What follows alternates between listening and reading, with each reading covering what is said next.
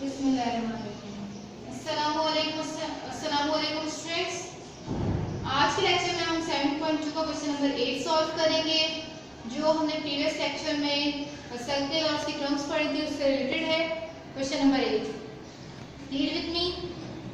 Select true statements out of the following given statements and rewrite the statement correctly if it's false. ठीक है, अब हमने हमारे पास कुछ स्टेटमेंट्स आपके पास यहाँ पे 10 स्टेटमेंट्स लिखी हुई है।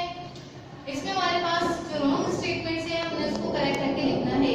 ठीक है, तो बोर्ड पे मैंने क्वेश्चन राइट कर दिया। यहाँ पे पहला पार्ट देखें, a diameter passing through the centre of the circle is called chord. जो डायमीटर सेंटर से पास होता है क्या वो कॉर्ड कहलाता है? तो ये स्टेटमेंट हमारे पास ट्रू या false? Yes, it's false.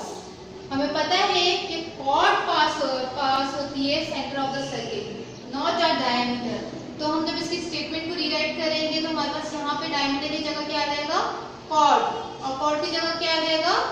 Diameter. A cord passing through the centre of the circle is called diameter. ठीक है, तो आपने इसको सिंपली जब एक दफा आपने क्वेश्चन राइट किया, उसके बाद नेक्स्ट आपने वन ही पॉइंट लिखना है और उसकी ये ब्लू ब्लैक से लिखेंगे आप, और उसके नीचे दोबारा से वन लिखने के बाद ये आंसर लिख दीजिएगा, ये रीराइट स्टेटमेंट लिख दीजिएगा और उसका करेक्शन करके लिखिएगा। तो डायमीटर की जगह क्या लिखेंगे यहाँ पर? कॉर्ड।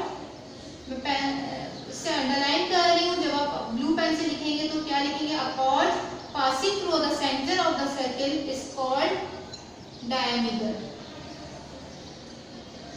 ठीक है, इसकी फिगर भी कैसे, एक सर्कल है, सेंटर है, तो कॉर्ड हमारे पास पास होती है सेंटर ऑफ द सर्कल, तो इसे हम क्या कहते हैं? डायमीटर। डन। सेकंड है, अ portion of a circular region enclosed by two radii and one sector is called an arc। कह रहा है कि एक हमारे पास सर्कुलर रीजन का जो पोर्शन है, ठीक है, मैंने आपको लास्ट टाइम बता चुकी थी, आपको पता होना चाहिए। ठीक है, एक सर्कल है और ये हमारे पास एक पोर्शन बना हुआ है, enclosed by two radii and one sector। ये दो रेडिया है और ये चीज क्या सेक्टर कहलाएगी? उसे हम आर्क कहेंगे। उसने स्टेटमेंट ये बोला है, लेकिन हम क्या पढ़ चुके थे? एक portion of the circular region enclose होता है टू रेडियाई और एक आर्क से। ये क्या होती है? आर्क होती है, not a sector. Two radial segment होते हैं और वन आर्क होती है, तो उसे हम क्या कहते हैं? सेक्टर कहते हैं। तो अब सेक्टर की जगह क्या आएगा? वन आर्क आएगा और आर्क की जगह क्या आ जाएगा? सेक्टर। अब स्टेटमेंट पढ़े, अ portion of a circular region enclosed by two radii and one arc is called a sector। ठीक है, is called a sector हो जाएगा। समझ में आ गया तक? Now third point, secant is a line segment intersecting circle at two point। क्या secant is a line segment? secant एक line segment होती है जो intersect करती है सर्कल को at two points। True या false? That is false। क्यों? क्योंकि हमारे पास secant जो होती है वो लाइन होती है, not a line segment. secant एक लाइन होती है जो इंटरसेक्ट करती है सर्कल को एट टू पॉइंट्स पे। तो आप इधर क्या लिखेंगे? लाइन सेगमेंट की जगह लाइन का वर्ड यूज होगा। ठीक, फोर्थ पॉइंट हमारे पास क्या है? A point lies in the exterior of a circle if it's distance from the circle is greater than its radius. एक पॉइंट है जो लाई कर रहा है आउट ऑफ द सर्कल, जैसे पॉइंट P है, सर्कल के बाहर है, इसका distance, if it distance from the circle, इसका जो डिस्टेंस हम मेजर करते हैं, मतलब कंपेयर करते हैं, वो सर्कल से कंपेयर करते हैं या सेंटर से कंपेयर करते हैं? ये भी मैंने आपको जो पिछला लेक्चर पढ़ाया था उसमें समझाया था ना, जो हम डिस्टेंस कंपेयर करते हैं विद सेंटर से कंपेयर करते हैं।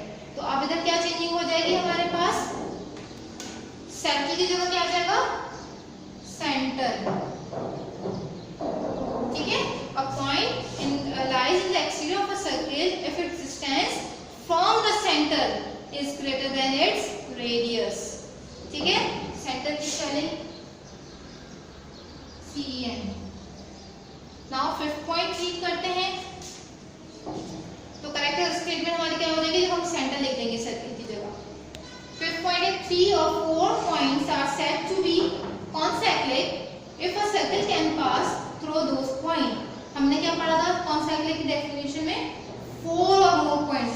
4 पॉइंट्स होंगे सर्कल की बाउंड्री पे तो हम उसे क्या कहते हैं, कॉन्सेंट्रिक पॉइंट। लेकिन यहाँ पर 3 और 4 लिखा हुआ है तो हम स्टेटमेंट में क्या चेंज कर देंगे, इधर हम लिखेंगे 4 और more points are said to be concentric if a circle can pass through those points।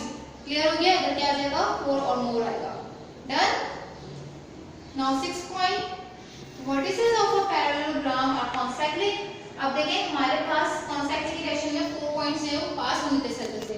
लेकिन जब मैंने इसमें पैरेललोग्राम बनाया, पैरेललोग्राम की जो शेप होती है वो अलग अलग जैसे होती है, तो अब इसके देखिए क्या पॉइंट्स सर्कल पे नजर आ रहा है आपको, 3 पॉइंट्स नजर आ रहे हैं, लेकिन एक पॉइंट मतलब अंदर की तरफ है, सर्कल पे तो नहीं है, सर्कल की बाउंड्री पे।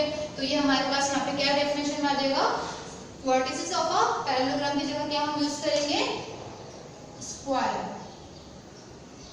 ठीक है, जब हम स्क्वायर शेप बनाएंगे तो ये हमारे पास चारों पॉइंट्स किस पे आ जाएंगे, सर्कल की बाउंड्री पे आ जाएंगे। क्लियर है। Now 7 point, if 4 points are concentric, opposite angles of a quadrilateral formed by these points are complementary। अच्छा, ये चीज मैं आपको समझा देती हूँ। एक सर्कल है, उसमें हमने ठीक है एक स्क्वायर बनाया जो 4 पॉइंट्स, ठीक है, बन गया। अब हमें पता है कि हमारे पास ये क्या है, एक क्वाड्रिलेटरल शेप है। क्वाड्रिलेटरल क्या होता है, जिसकी 4 साइडेड फिगर होती है, ठीक है, वो क्या कहलाती है, क्वाड्रिलेटरल शेप। तो एक क्वाड्रिलेटरल मैंने ड्रॉ कर दिया, ठीक है, सर्कल के अंदर ये कॉन्सेंट्रिक होगी क्योंकि 4 पॉइंट्स इसके कहां पर आ रहे हैं, सर्कल की बाउंड्री पे आ रहे हैं। सही। अब इसके जो अपोजिट एंगल हैं, जब इन दोनों को हम ऐड करेंगे, आपको पता है रेक्टेंगल है तो सब जगह क्या होगा, 90 डिग्री का रेक्टेंगल है या स्क्वायर जो भी ले लें आप। जब इन दोनों को ऐड करेंगे तो कितना रिजल्ट आएगा, 180 डिग्री। तो 180 डिग्री को हम कॉम्प्लीमेंट्री कहते हैं, सप्लीमेंट्री कहते हैं। ये तो आप लोगों को पता है, क्या कहते हैं, सप्लीमेंट्री। सही है स्टूडेंट्स। तो हम इसको क्या कहते हैं, कॉम्प्लीमेंट्री नहीं रीड करते, हम क्या कहते हैं, जब अपोजिट एंगल्स को हम ऐड करते हैं तो रिजल्ट 180 डिग्री आता है, 180 डिग्री को हम क्या कहते हैं, सप्लीमेंट्री। तो इसकी जगह क्या आ जाएगा हमारे पास, सप्लीमेंट्री।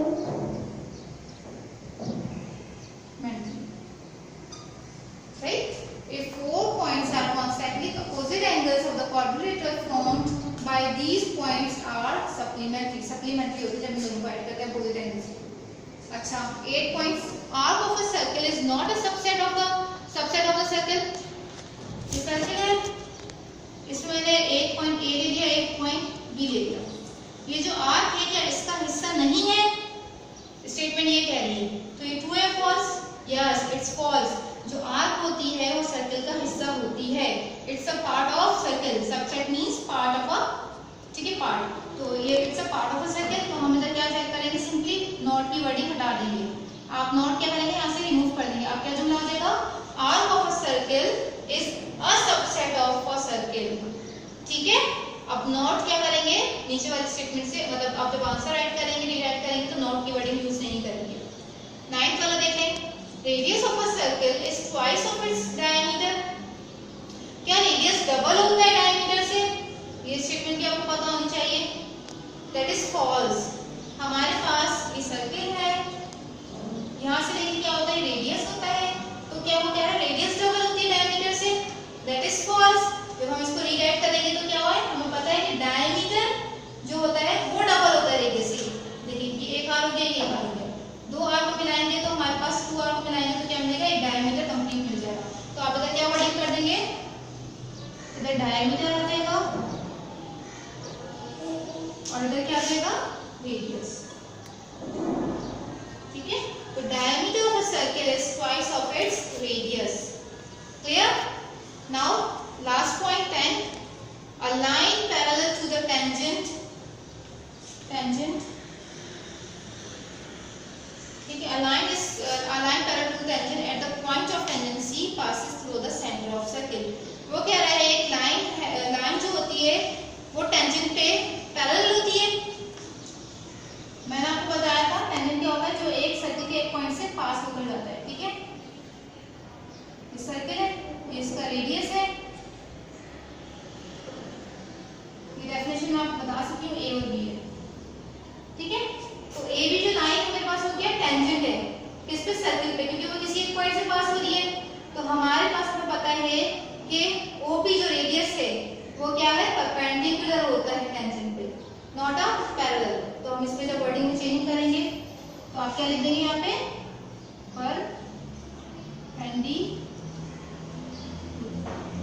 सही स्टूडेंट, ये आपकी 10 स्टेटमेंट्स थी जो मैंने सारी फॉल्स थी, इनको मैंने रीराइट करके करेक्ट कर दिया है, ठीक है। आप लोगों ने इसी तरीके से काम करना है, इसी तरह क्वेश्चन बना लीजिएगा, इसका आंसर जैसे क्वेश्चन राइट किया इसके आगे आप आंसर करेक्ट राइट कर दें या इसके नीचे राइट कर दें, दोनों तरीके सही है, जैसे आपको समझ में आए वैसे कर लीजिएगा काम। आज आप अपनी डायरी में आप लोग अपनी learn circle and it's term, आपने क्या करना है, सर्किल की जो मैंने पढ़ाया है और उसकी डेफिनेशंस और उसकी टर्म्स को समझना है, ठीक। और आपने क्वेश्चन नंबर 8 जो मैंने अभी करवाया है इसको समझ के काम करना है, ये तो मैंने आपको समझाया है, लेकिन आप जब खुद कॉपी में काम करेंगे इसको समझ के काम करना है, आपका ज्योमेट्री की कॉपी में काम होगा। यूनिट 7 जो है वो ज्योमेट्री की कॉपी में काम होगा। ये आज का लेक्चर था, आपको समझ में आ गया होगा।